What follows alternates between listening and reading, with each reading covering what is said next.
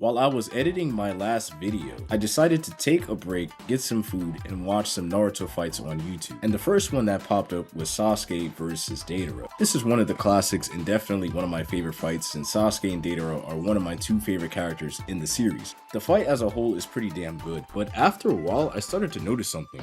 Sasuke's fighting style is actually extremely reckless. Now, this caught me by surprise since this isn't exactly how I remember the character, and it's probably due to the fact that he's always calm, collected, and pretty neutral in his face expressions and demeanor. When I picture Sasuke, I remember the fights where he calculated the perfect distance to throw shuriken, or pulling off ninjutsu from distances, catching Itachi and Kirin from making literal rain from scratch using his brain, or finding ways to run up Danzo's Mangekyo on his right arm so that he doesn't get killed. When you think of reckless behavior, you think of Naruto. He's rash, has a bunch of shadow clones to back him up, so he's never really in actual danger. Even Kakashi himself always uses a shadow clone before engaging his enemy in order to find out their abilities and how to defeat them. This is blatantly stated in the Pain fight and is something I would imagine Sasuke as an intelligent fighter would make use of since he has the chakra to do so. Not to mention the caliber of people that he's fighting. He's not just fighting regular shinobi and B tier ninjas, he's fighting Akatsuki members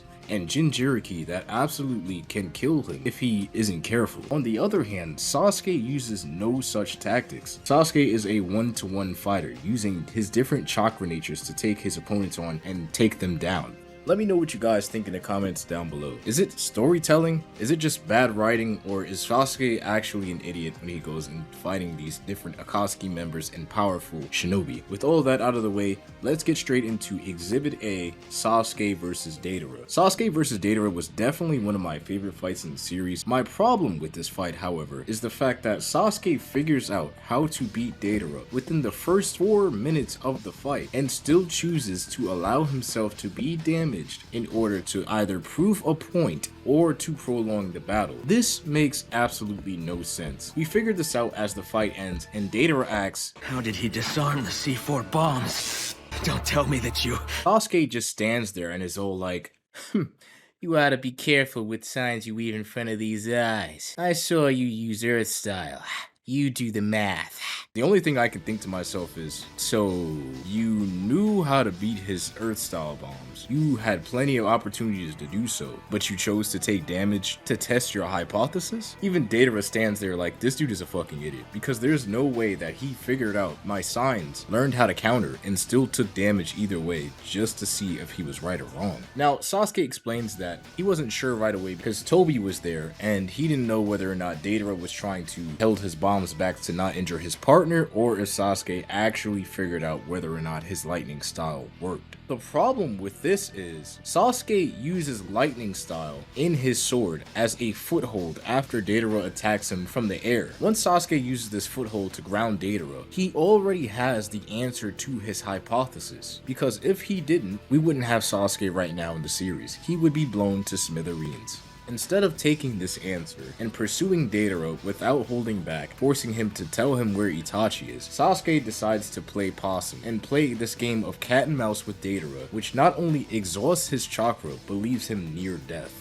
This fight could have ended a lot sooner. All Sasuke had to do was use his curse mark to fly up to Deidara, use lightning style to disarm any bombs that was thrown at him, and take care of him relatively easy. Instead, Sasuke allows himself to be hit by several bombs, but instead of using shadow clones, Sasuke uses the curse mark as a shield to blow off one of his wings, limiting his flight abilities. And it's only worse due to the fact that Sasuke is near death and still standing there talking as if he's won the battle. And the fact that he was one step ahead of Deidara the entire time. Really, it comes down to Sasuke's overconfidence and the fact that he's so confident in his Sharingan that no matter what his opponent throws at him, he can just get out of it and do like any Storm 4 player would tell you with Sasuke and just get around it. Now again, I'm fully aware that if Sasuke did take this seriously and fought in a more intelligent manner, there wouldn't even be a fight worth 10 minutes of viewing. But it still doesn't answer the reason why Sasuke didn't at least use the substitution jutsu more than once in this fight so that he can at least spare himself losing a limb in his curse mark. When I finished watching the fight, I kind of thought to myself that Sasuke does think that he's just that cool and that he doesn't have to be on guard when fighting some of his opponents. And this is the exact reason why Deidara killed himself to begin with. Sasuke's lack of respect for his opponents, and his continual mistakes, and the fact that he gets out of these, not only drastically annoying, but also blatantly disrespectful to the other opponent. It's like purposely letting somebody beat you up, only to one-shot them in the end, knowing that you could have done so the entire time. As an Uchiha, I think Sasuke definitely relies way too much on those eyes of his. To imagine Sasuke as a calm and cool character based on his appearance would be a mistake. He's definitely overconfident, cocky, and makes a lot of mistakes early in Shippuden. And this brings me to Exhibit B, the perfect example of what overconfidence can get you as an Uchiha. You guys know I had to talk about it, the Killer Bee versus Sasuke fight. Now this is the ass whooping that Sasuke needed. It absolutely humbled him up, and after this, we can tell that Sasuke carries himself in a different way. He doesn't blatantly throw himself out there. In his fights in the future, he is way more careful instead of underestimating his opponents. Now, Killer Bee may seem like some rapping quack who you wouldn't expect to be massively skilled, but outside of his weird and quirky personality, there is no reason for Sasuke to massively underestimate him to the point where in the beginning of the fight, he didn't even have out his Sharingan. This was another detail that I guess I just don't remember, because upon rewatching this fight, 1/3 of it, Sasuke walks around as if he expects Killer Bee to just be some easy target. Now, you could argue that Killer Bee's quirkiness was the reason why Sasuke didn't take him seriously, but that doesn't really matter since before going into the battle, he was given the proper intel and told that he's not going after any old tailed beast and that the only ones left to capture was the 8 tails and the 9 tails. Even if Killer Bee was some quirky, quacky dude, and let's say he didn't have any swordsman expertise, with all those facts in mind, it doesn't matter. At the end of the day, he's still the host of the 8 Tails Jinchuriki, and if he wanted to, he could transform and pull off some massive damage, and Sasuke knows this because he used to fight Naruto as a kid, and he knows what the tailed beast cloak chakra can do to you. Later on, Sasuke does pull out the Sharingan eventually after seeing the cloak and getting messed up a few times with the sick hook techniques from Killer Bee, but it still doesn't excuse the fact that even after Sasuke almost dies and gets healed by cutting the first time, he puts away his Sharingan again. If that doesn't show recklessness, I don't know what does. At this point in the fight, he's basically begging to be killed. And I'm not sure why Sasuke was flickering his Sharingan off and on like a light switch, but it definitely shows his lack of experience when it comes to gauging people's strength and what they're capable of.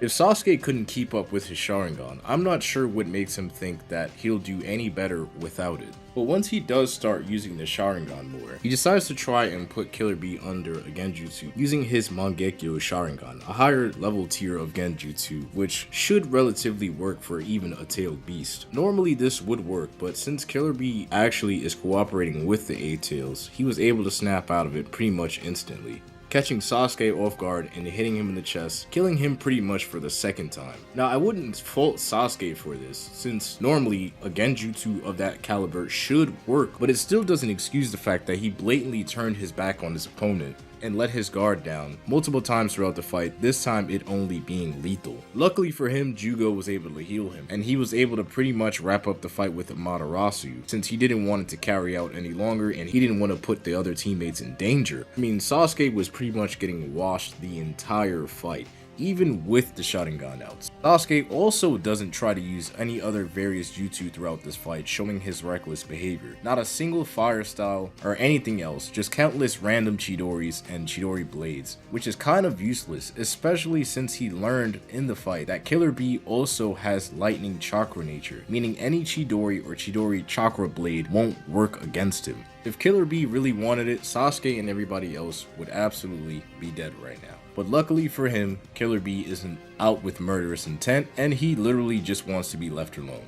Sasuke seems to somewhat learn from this experience, as we cover the next fight in Exhibit C, Sasuke vs Danzo. Now, too much doesn't have to be said about this fight. Sasuke actually does relatively well for his level of experience, but the problem is that he expands way too much chakra in a reckless manner that leaves him exhausted towards the end of the fight. And it's not just me as a viewer saying this. Obito blatantly states this himself as he's watching the fight. First Susanoo, and now Amaterasu. That's too much just to test Danzo's power. He's going to tire himself out. Sasuke spams Amaterasu, Susanoo, and a bunch of other jutsu all within the beginning of the fight just to see what Danzo can do. Something that's pretty reckless as a shinobi since chakra is extremely pivotal and he could have used shuriken, chidoris, fireballs, or any other jutsu that would not expand his chakra as much, but as soon as he starts, this man just goes crazy. I understand that he's angry, and in anger, Sasuke isn't exactly thinking clearly. He doesn't exactly care about the results, he just wants Danzo dead. But even so, as a shinobi, it's important to keep a level-headed mind, especially in life or death situations. I understand Sasuke's anger, and Danzo definitely is a scumbag, but spamming a bunch of jutsu just to figure out what the man was capable of is definitely reckless and was the reason why he got so beat up in the fight to begin with. Aside from spamming jutsu, Sasuke also non-stop spams Susanoo throughout this entire fight, probably more than Itachi has in his entire lifetime. Keep in mind, Itachi has had his Susanoo for many years, and only loses his vision once he fights Sasuke, while Sasuke literally was just given the Mangekyo Sharingan and already used up all the light in his eyes. That's an incredible difference in time, and shows you just how reckless Sasuke was during that fight. I mean, we can literally count how many times he spammed Susanoo, Amaterasu, and all the other top tier genjutsus that make you go blind with your Sharingan. After observing all these different fights, I've definitely come to the conclusion that Sasuke is not the character that I quite imagined. Sure, he looks calm and cool on the surface, but he's definitely far more reckless than people give him credit for and make him seem to be. I myself have been a victim of this, and it's all due to his calm demeanor. In Boruto, Sasuke definitely learned a lot more in his lesson and doesn't exactly spam moves and actually even uses shadow clones to his advantage more often. But Shippuden Sasuke all the way up to the war arc was definitely reckless in most of his fights, if not all of them, and only won by a mere hair in each of his fights.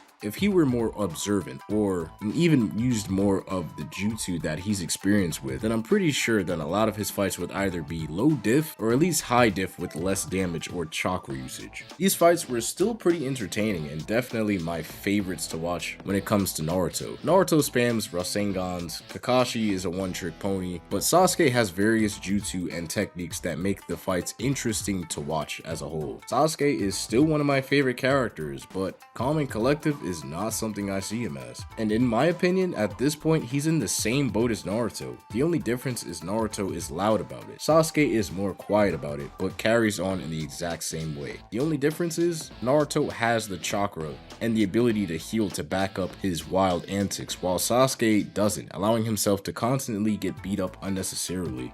Is Sasuke just some overconfident asshole who just wants to show off a bit, or do you think that he genuinely doesn't understand how battles work and lacks battle experience? I appreciate you guys for watching. This has been Casshern Kuma, and why Sasuke is hella reckless.